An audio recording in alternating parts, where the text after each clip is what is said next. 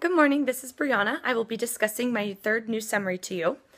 I focused more on the technological advances in organizations and how people are adapting, how organizations are adapting, just the whole overall format of technological advances. In the book, Catherine Miller states that in a computer conference, even more communication cues are filtered out as participants look only at typed messages and are unable to gain information from vocal or visual channels.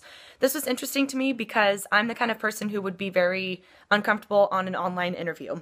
It's easier for me to go in and present myself, know my audience, be able to pick on people's cues. I'm sure a lot of people know what I'm talking about when I discuss this.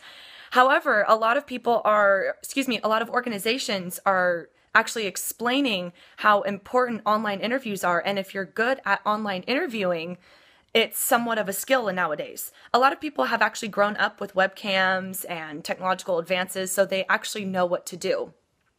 Interestingly enough, I found an article online that does talk about Skype interviews and in regards to how people feel about this.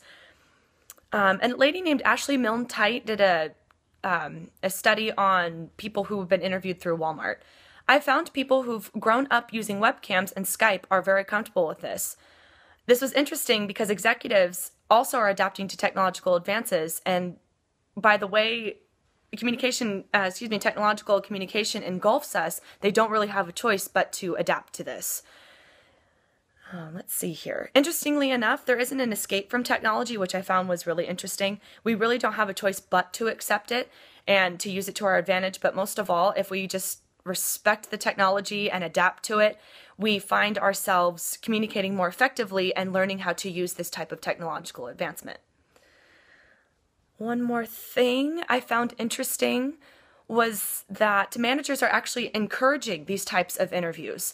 They, rather than bringing the individual to the person to the interview, they suggest an online interview to see if they are capable of handling this type of technological advancement. And that's about it. Thank you so much for listening.